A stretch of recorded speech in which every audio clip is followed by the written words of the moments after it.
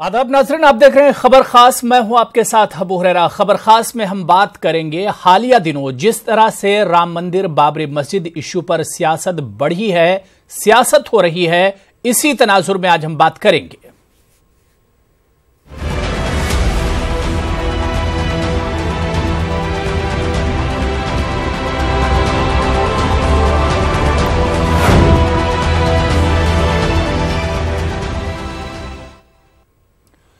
अयोध्या में राम मंदिर की तामीर के लिए हुकूमत पर दबाव बढ़ता जा रहा है। आरएसएस चीफ मोहन भागवत हालिया कुछ महीनों में राम मंदिर की तामीर के हवाले से कई बार मुख्तलिफ स्टेज से बयान दे चुके हैं। इसी सिलसिले को आगे बढ़ाते हुए मोहन भागवत ने पुणे के गणेश मंदिर में राम मंदिर की तामीर के लिए पूजा की। भागवत ने अमन अमान और इंसानियत की फलाह के लिए दुआएं भी की। नागपुर में 18 अक्टूबर को दशहरे की तकरीब से खिताब करते हुए मोहन भागवत ने हुकूमत से राम मंदिर के लिए कानून वज़ा करने का मुतालबा किया था। ख्याल रहे कि राजस्थान, मध्य प्रदेश, तेलंगाना, छत्तीसगढ़ और मिजोरम में असेंबली चुनाव होने वाले हैं, लिहाजा वोटरों को रागिब करने के लिए भी इस तरह की बयानबाजियां मुसलसल की जा रही हैं। इसके बाद आइंदा बरस आम चुनाव भी होना है। तो उधर अयोध्या तहरीक को मुल्क गिर सतह पर बर्पा करने में वीएचपी का रोल रहा है, लेकिन इस मुद्दे को जब से बीजेपी ने हाईजैक किया है तब से वीएचपी हाशिए पर नजर आ रही है। 2014 आम चुनाव के बाद तो वीएचपी लीडर परवीन तोगड़िया भी हाशिए पर पड़े हैं। कभी बीजेपी के लिए सरगर्म अमल रहने वाले परवीन तोगड़िया अब इससे नाराज हैं। तोगड़िया सरगर्म सियासत में उतरने जा रहे हैं। अब तक दूसरों के लिए वोट मांगने वाले तोगड़िया अब अपनी पार्टी के लिए वोट मांगेंगे। सियासी मैदान में उतरने का ऐलान तोगड़िया ने अयोध्या में किया। हालांकि पार्टी का अभी रजिस्ट्रेशन नहीं हुआ है, लेकिन उन्होंने 2019 में हिंदुओं की सरकार बनाने का दावा तक कर डाला।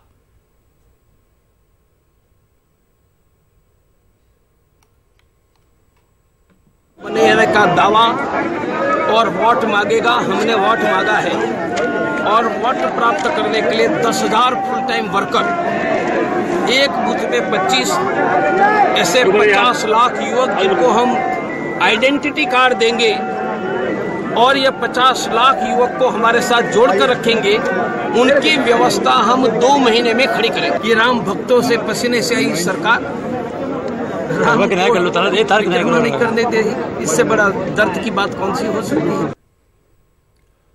तो चलिए इसी इशू पर बातचीत करेंगे कि क्या वाकई में जब इंतखाबात नज़दीक आते हैं, चुनाव नज़दीक आते हैं, तो क्या राम की याद तभी सभी पार्टियों और संगठनों को आती है। इसी पर बात करेंगे। 3 खास मेहमान हमारे साथ जुड़े हुए हैं। बहुत जल्दी अपने मेहमानों का हम आपसे तारुफ करा दें। हमारे साथ अशोक सिन्हा जी, जो कि आरएसएस थिंकर हैं, विचारक हैं, लखनऊ से हमारे साथ जुड़े हुए हैं। इनके अलावा वैद सचान जी, जो कि संगठन मंत्री हैं एएचपी के, वो भी हमारे साथ लखनऊ से ही जुड़े हुए हैं। और असद खान फलाही साहब इस्लामिक स्कॉलर हैं, वो हमारे साथ दिल्ली से जुड़े हुए हैं। अपने तीनों मेहमानों का हम बहुत इस्तकबाल करते हैं।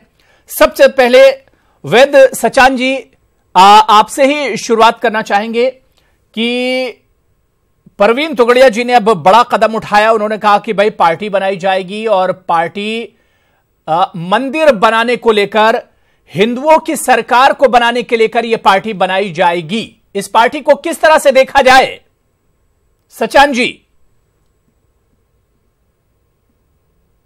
ऐसा है कि जिस पार्टी को हमने भरोसा के आधार पर केंद्र में और प्रदेश में, बल्कि इस समय लगभग 20 प्रदेशों में भी हमने बिठाया, और जब उनका भरोसा टूट गया, उनको लगा कि जिस उद्देश्य को लेकर के वो वहां गए हैं, पहुंचे हैं, वो उद्देश्यों को भूल गए और दरकिनार कर दिया सारे मुद्दों को।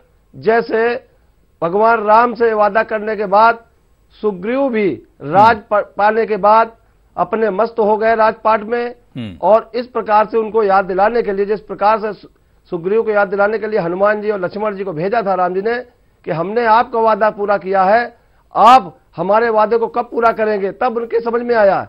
और शायद इन्होंने भी कहा था, क्योंकि जब 1984 में जब राम मंदिर का आंदोलन प्रारंभ हुआ, उस समय भी कोर्ट में मसला था, मामला कोर्ट में था। तो सचान जी क्या लगता है कि बीजेपी ने आपको ठगा? आरएसएस बार बार जो वादे करती रही, क्या आरएसएस और बीजेपी इन सब ने आप लोगों को ठगा है, वीएचपी को? परवीन तोगड़िया जी ठगे गए हैं? भाई देखिए, बिल्कुल ठगे गए हैं, क्योंकि जो उन्होंने वादा किया ये काम तो सरकार बनते ही होना चाहिए था, क्योंकि 4.5 साल तक हुआ ही नहीं, बिल्कुल कोई विचार नहीं। आज तोगड़िया जी ने जब इतना माहौल बना दिया, इतना वातावरण बना दिया, इतना दबाव बना दिया, तब आज अगर वो बोल रहे हैं, विचार कर रहे हैं, तो इसके पीछे एक दबाव है तोगड़िया जी का। नहीं तो ये बैठे रहते अभी भी कान में तेल डाल करके। कहीं कोई इनका मकसद नहीं था, न कोई उद्देश्य था कि मंदिर बने। और केवल मंदिर ही नहीं, जितने भी मुद्दे इन्होंने वादे किए थे वो सारे मुद्दों को ठंडे बस्ते में डाल रखा है और छुआ भी नहीं है अभी तक जो है। और जो इनके एजेंडे में नहीं थे वो सारे मुद्दों को लेकर के कर रहे हैं। अशोक सिन्हा जी, जितने भी मुद्दे थे, अशोक सिन्हा जी, सचान जी जो बात कह रहे हैं कि भाई बीजेपी हो, आरएसएस हो, सबने ठगा है परवीन तोगड़िया जी को। और यह भी बात सही कही कि भाई अगर वाकई में नियत थी मंदिर बनाने की तो 4-4.5 साल इंतजार क्यों किया आप लोगों ने? अब उस पर बयानबाजी क्यों हो रही है? अशोक सिन्हा जी, अब इस प्रश्न का उत्तर लेने के लिए आपको भाजपा के किसी प्रतिनिधि को बुलाना चाहिए था जी, मगर आप प्रश्न पूछ रहे हैं संघ से। नहीं तो संघ से सवाल इस वजह से पूछा जा रहा है कि भाई संघ भी तो 4 साल के बाद अब उस पर बयान दे रही है। मोहन भागवत जी भी तो अब 4 साल के बाद उस पर एक तरह से उन्होंने जबान खोली है। संघ 1925 के अपने स्थापना काल से राम जन्मभूमि की बात कर रहा है। राम जन्मभूमि का प्रकरण आप समझ लीजिए 500 साल पुराना है और 66 बार वहां युद्ध हो चुका है, 900 से अधिक जाने जा चुकी हैं। तो इतने प्रकरण पर जब राष्ट्रीय स्वयंसेवक संघ की स्थापना हुई तो उन्होंने पहले ही व्रत लिया कि अपने हम प्राचीन अस्मिता के प्रश्नों को हम पुनर्स्थापित करेंगे। और इसी संदर्भ में हिंदू संगठन की सबसे पहले आवश्यकता पड़ी, यानी भारतीय समाज जो अलग अलग क्षेत्रों में बटा था, अलग अलग पंथों में बटा हुआ था, उन सबको एक करने का बीड़ा राष्ट्रीय स्वयंसेवक संघ ने उठाया है। और जब समाज एक हो जाएगा तो सारी समस्याओं का समाधान स्वतः हो जाएगा।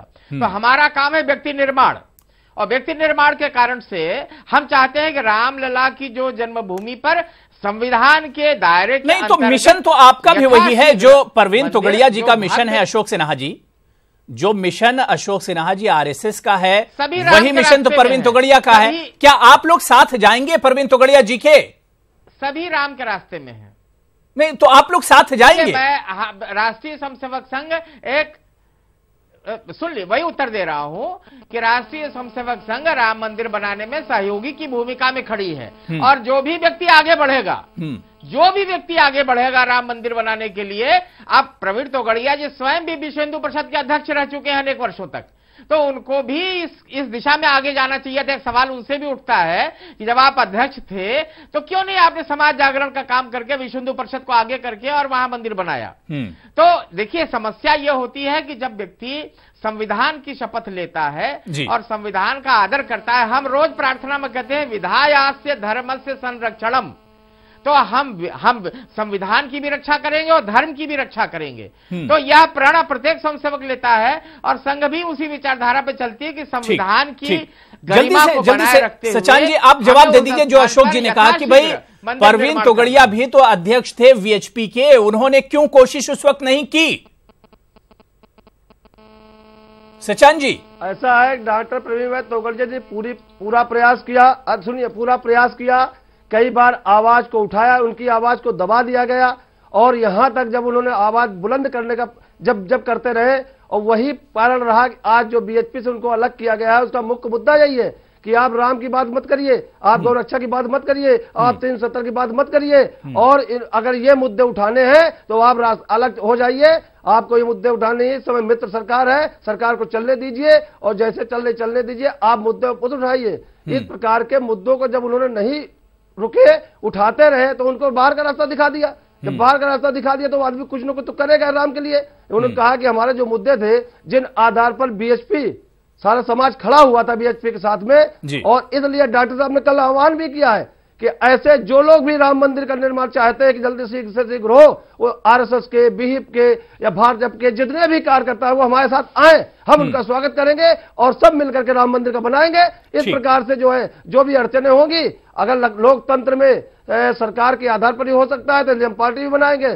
सरकार में भी आएंगे, और बनाएगा। हमारी सरकार आती है 3 महीने के अंदर केवल राम मंदिर नहीं, राम मंदिर, काशी और मथुरा का तीनों मंदिर एक साथ बनेंगे। इस देश में गौरक्षा पर बिल्कुल, यानी राम मंदिर बनाना है, राम मंदिर अगर बनाना है, कानून भी बनेगा। ये सब भारत को हिंदू राष्ट्र बनाना है तो परवीन तोगड़िया को वोट दिया जाए।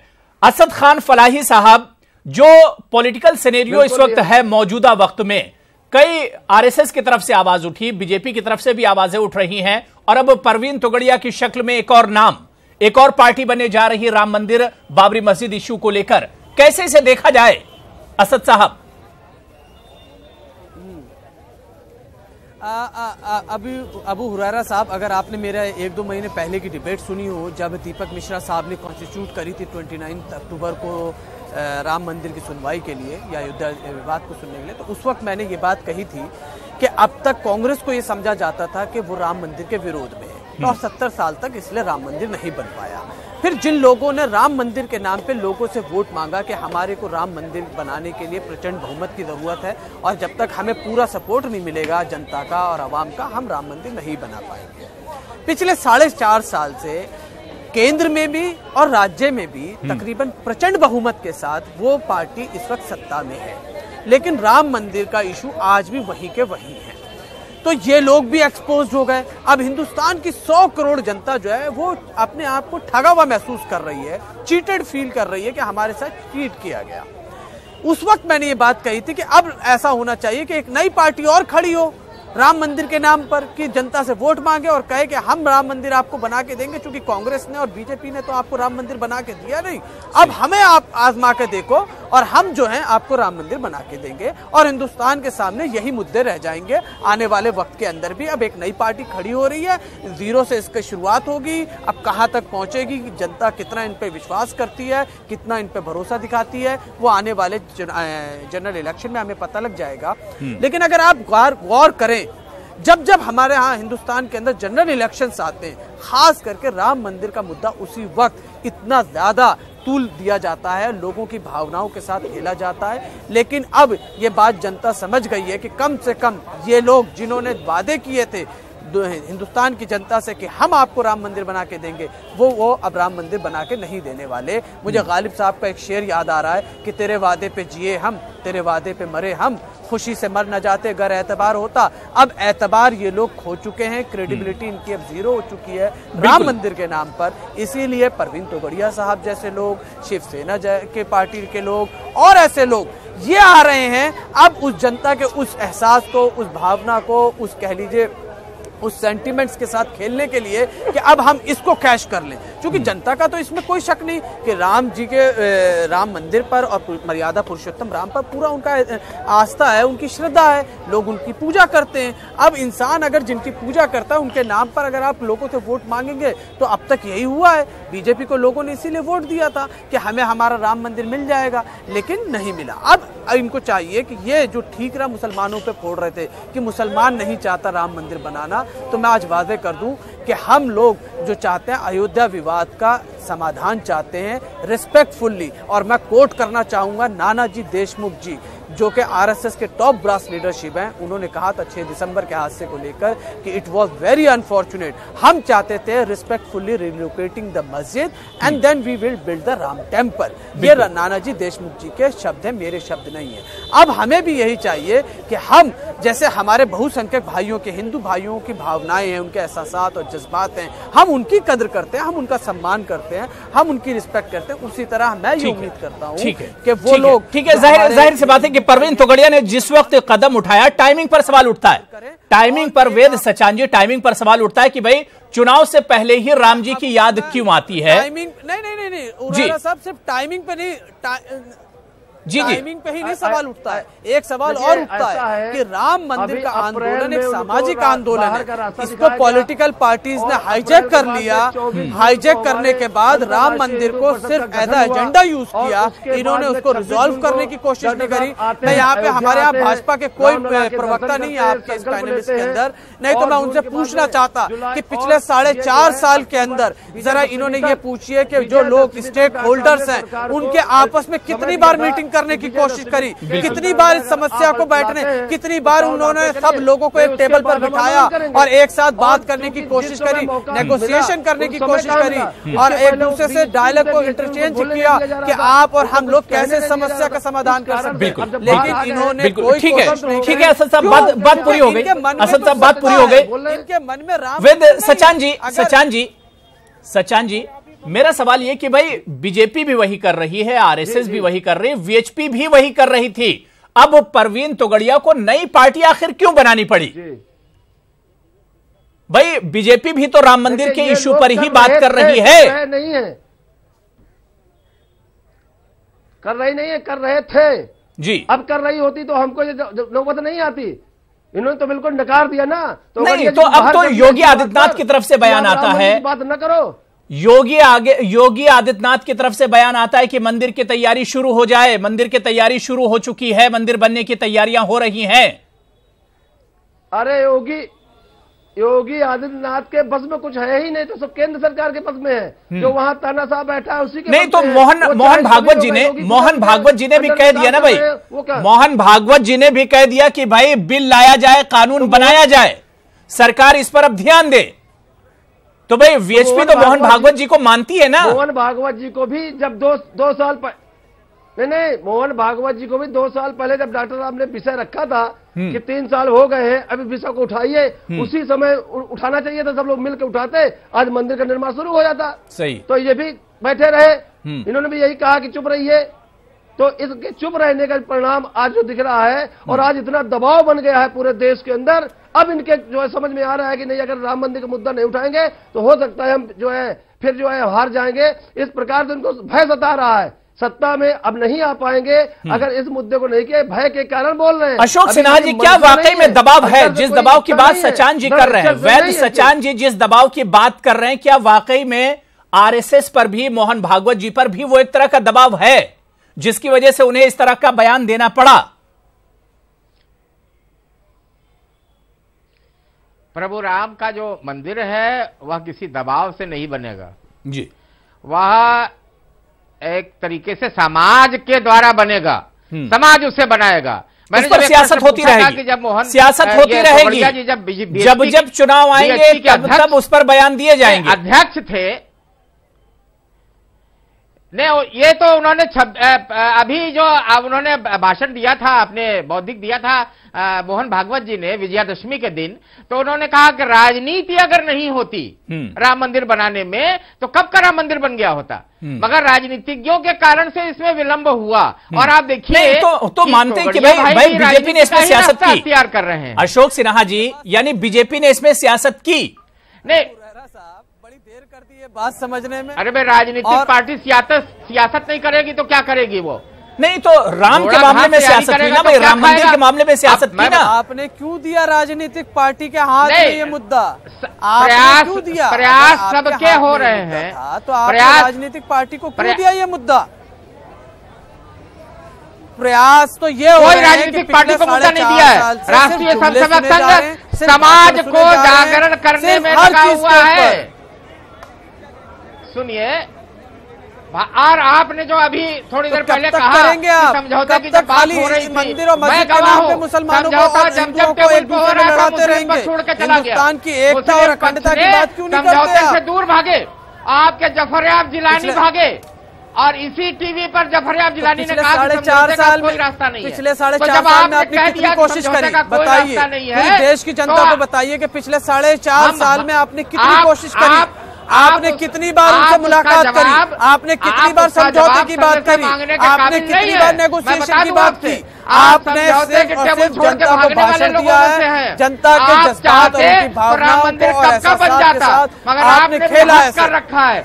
मगर मैं बता दूं, मुट्ठी भर के मुसलमान केवल चाहते हैं कि वहां राम मंदिर नहीं बढ़े, संपूर्ण भारत का ये लेम एक्सक्यूज जनता समझ चुकी है, आप एक्सपोज्ड हो चुके हैं। जनता अब इस बात को नहीं मानेगी कि आप अपना ये ठीक रहा माइनॉरिटी के सर पर फोड़े। आपके पास प्रचंड बहुमत है, आप ट्रिपल तलाक पे ऑर्डिनेंस ला सकते हैं, आप SC/ST ऑर्डिनेंस ला सकते हैं, तो आपको राम मंदिर पे लाने पे क्या प्रॉब्लम हो रही है? आप क्यों नहीं लेकर आते हैं? आप लेकर आए ऑर्डिनेंस और खत्म करिए मुद्दा। देश के सामने और भी बेरोजगारी का मुद्दा, महिला का मुद्दा है, आप क्यों नहीं आगे आते बताइए? स्वास्थ्य का मुद्दा, रेलगाड़ी है, हमारी बिजली है, सड़कें हैं, कब तक आप इसी मुद्दे पर बहस करते रहेंगे? कब तक आप जनता को इसी मुद्दे पर घुमाते रहेंगे? रोड़ा तो आप बने हुए हैं। आपने कोशिश क्यों नहीं करी? आपने कोशिश करी, आप कोशिश तो करो, आप कोशिश तो करो। आप अगर चाह जाए तो मंदिर तो आज बन जाए। आपने स्टेक होल्डर से कितनी बार मुलाकात करी? आपने स्टेक होल्डर से कितनी बार मुलाकात की? आपने की नहीं, क्यों? चूंकि आप बनाना नहीं चाहते हो, क्योंकि जिस दिन बन जाएगा आप जनता के बीच में वोट मांगने किस नाम से जाओगे? आप तो इसी नाम से वोट मांगते हो, आप विकास के नाम पे। बिल्कुल बिल्कुल, देखिए इस इशू पर इस इशू पर शुरू से ही सियासत हुई और जब जब चुनाव आता है तो इस पर सियासत बढ़ जाती है।